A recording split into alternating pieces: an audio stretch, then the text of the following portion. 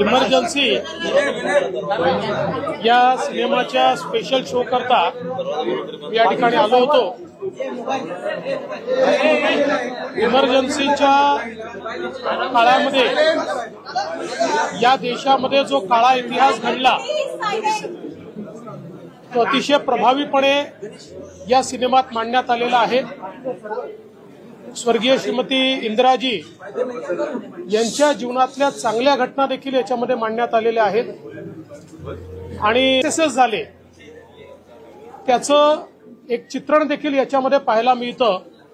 आणि त्याचवेळी 1971 साली ज्या दृढतेनं भारताने बांगलादेश निर्माण केला ती दृढता देखील याच्यामध्ये पाहायला मिळते। मला असं वाटतं की एक ऐतिहासिक घटनांचा मागोवा यामध्ये आपल्याला निश्चितपणे पाहायला मिळतो आणि ज्याला आपण एका नेत्याचा प्रवास हा देखील त्याच्यामध्ये आपल्याला पाहायला मिळतो। मला असं वाटतं की कंगनाजींचं मी त्यांनी जे अतिशय प्रभावीपणे इंदिराजींचं कॅरेक्टर उभं केलं आहे त्याबद्दल त्यांचं अभिनंदन करतो। सर हिंदी में जानना चाहेंगे आज इमरजेंसी इस फिल्म का स्पेशल शो मैंने देखा।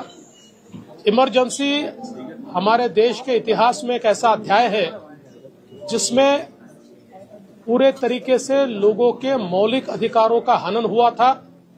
भारत के संविधान को एक प्रकार से बंद कर दिया गया था।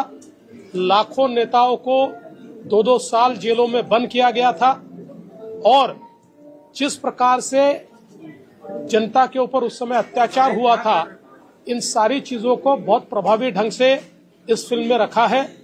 लेकिन साथ साथ कंगना जी ने जिस प्रकार से स्वर्गीय श्रीमती इंदिरा जी का कैरेक्टर इसमें हमारे सामने लाया है मैं उनको बधाई देना चाहता हूं। बहुत प्रभावी ढंग से उन्होंने उसको लाया है और केवल इमरजेंसी का काला कार्यकाल नहीं तो उससे पहले इस देश में इंदिरा जी के नेतृत्व में 71 की जो लड़ाई हुई थी उसको भी बड़े अच्छे ढंग से सामने लाया गया है। तो मैं ऐसा मानता हूं कि एक प्रकार से उनकी जो लाइफ जर्नी है वो लाइफ जर्नी भी इस पिक्चर के माध्यम से हमारे सामने आती है और देश का एक ऐसा इतिहास कि जो शायद लोकतंत्र को अगर जीवित रखना है तो जो इतिहास सबको पता होना चाहिए वो इतिहास भी इस फिल्म के माध्यम से हमारे सामने आता है।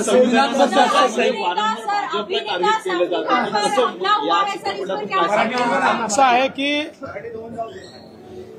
या सिनेमातनं लोकांना हे लक्षात येईल कारण ज्यावेळेस इमर्जन्सी लागली माझे वडील 2 वर्ष इमर्जन्सी जेलमध्ये होते।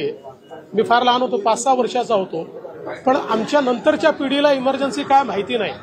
त्यामुळे आज काँग्रेस जे संविधान घेऊन नाचताय आणि नाचलंच पाहिजे कारण आमचं संविधान नाचण्यासारखंच आहे। इतकं मोठं संविधान महान संविधान आमचं आहे पण त्याच काँग्रेसने त्याच संविधानाची हत्या करून या देशाला एक बंदीशाळा केलं होतं।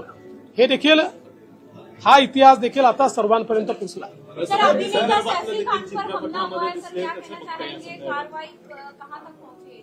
कि इसके बारे में पुलिस ने आपको सारी जानकारी दी हुई है।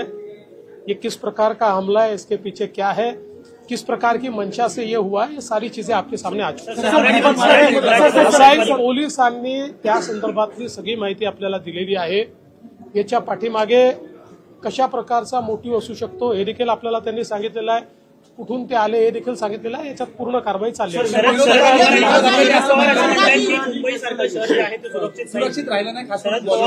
मला